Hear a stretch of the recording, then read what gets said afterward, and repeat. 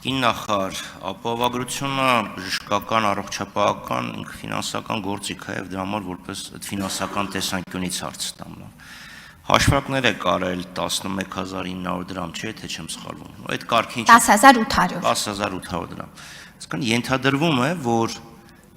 կա հիվանդությունների ցանկ, կան պրոտոկոլներ, ինչպես են այդ հիվանդությունները բուժվում։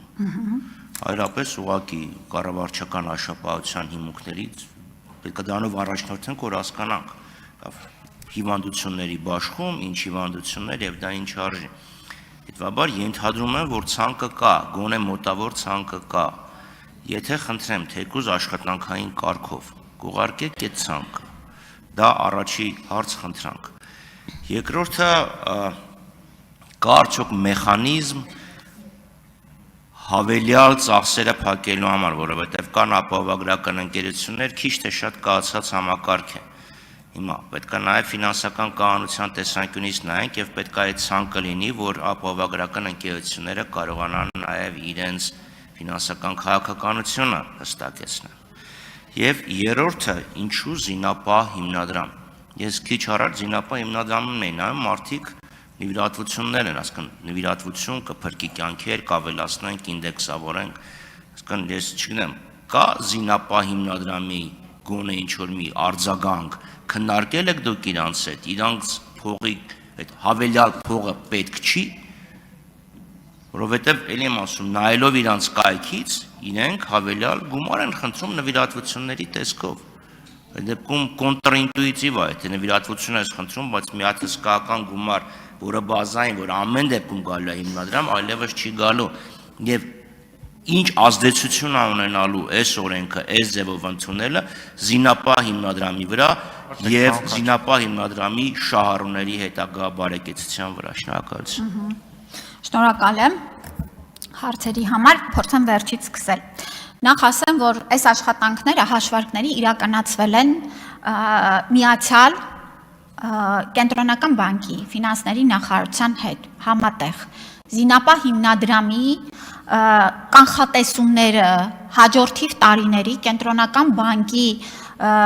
ուրեմն կողմից ներկայացվել են եւ այս բոլոր հաշվարկները միանշանակ արված են եւ հենց դրանք են հիմք ծառայել, որ կառավարությունը նման որոշում է կայացրել։ Երբ որ 2021 թվականին պետությունը կարիք ուներ, որ քաղաքացին կանգնի զինծառայողի կողքը եւ այդ կարիքները բավարարելու համար հավելյալ գումարներ վճարի, քաղաքացին իր պարտականությունը իրականացրել է։ Այսօր զինապահ հիմնադրամում կուտակված մին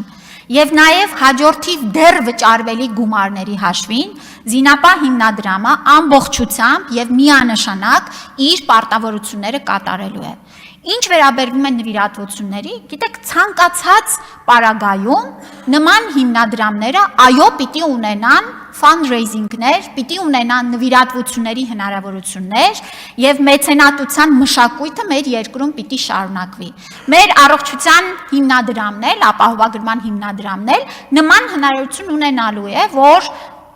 մեծահարուստ մեծենատներ կարողանան եւս նվիրատվություններ իրականացնել, օրինակ Տիկին Բաթոյանի նշած որոշակի առանձնահատուկ դեպքեր մեր քաղաքացիների հոգ տանելու։ Այստեղ որևէ հակասող իրար բաներ չկա։ Այո, ճիշտ եք ասում, պարոն Խաչատրյան, ցանկերը կան, ես հենց այսօր ես այսպես էլ ասել էի, առաջին ընթերցումից հետո նախագծերը կհրապարակենք եւ դուք ազատ կարող եք ուրեմն դրանց ծանոթանալ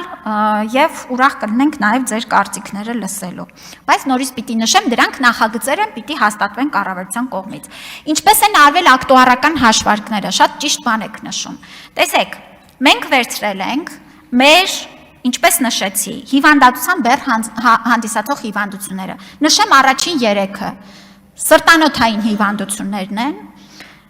ուրեմն չարորակ նորագոյացություններն են, քաղցկեղն է, հաջորդիվ շաքարային դիաբետ, շնչական համակարգի հիվանդություններն են եւ այդպես։ Հաջորդիվ գալիս է բացի սրանից անհետաձգելի բուժօգնության հատվածը, որն է տրավմաները, շտապօգնությունը եւ այլն եւ այլն։ Այսինքն ամբողջացրել ենք այս ցանկը, այս ցանկի վերաբերյալ ունենք գործելակարգեր մշակված, հրապարակված արդեն մեր կայքում հաստատված նախարարի հրամանով, ունենք ալգորիթմը, ունենք ինչ ենք փակում, ում համար եւ այդ անձանց նախորդի վիճակագրական որոշակի տվյալներ։ Դրա հիման վրա իրականացրել ենք ակտուարական հաշվարկները։ Մեթոդաբանություն էլ կարող են կիսվել։ Արձագանք։ Երախտապարտ կլինեմ, եթե կիսվեիք, որովհետև ես հիշում եմ տարի ու կես առաջ, երբ հաշվեկնիչ պալատը ուսումնասիրում էր առողջապահության նախարարության ծախսերը, հիշում եք, այդ խնդիրն առաջացավ, ովքեր էին շահառուները, չի բացահայտվում, որովհետև անձնական գաղտնիք է, եւ նաեւ ինչ արժի ենթադրենք նշիկների հեռացումը, դե ամեն հիվանդանոց մի ձևի հաշվարկումը։ Հիմա կարծում եմ ամեն հիվանդանոց մի ձևի հաշվարկումը այդ մոտեցումը պետք է այլևս չլինի, որովհետև եթե պետությունը հարկ է վերցնում եւ կոպիտ ասած պետ պատվեր է իջացնում այդ հիվանդանոցին բուժել այս հիվանդությունը, ապա պրոտոկոլները, որը դուք գործելակարգերը ինչ որ ձևով պետք է հաստատված լինեն։ Եվ քանի որ խոսեցի այդ պետ պատվերի մասին, ինչպես է որոշվելու, այսինքն մեկը դիմում է եւ տեղի ունեցել ապահովագրական դեպք, պետությունը ինչ ալգորիթմով է այդ հիվանդին ուղղելու հիվանդանոց, թե ասելու է դու գնա ընտրի, որն ուզում ես ես կֆինանսավորեմ։ Եվ ստեղ էլ եմ ասում գալու է արդեն նույն ինքնարժեքի խնդիրը, որովհետեւ ինչ ամեն մեկը գնա, յուրաքանչյուրը գնա ավելի թանկ հիվանդանոց, անհավասար պայմաններ են ստեղծվելու եւ այլն, շնորհակալություն։ Փոխհատուցման գները որոշել է պետությունը, այսինքն մենք ենք որոշում այն արժեքները, որով որ առնելու ենք ծառայություններ։ Մենք ասում ենք,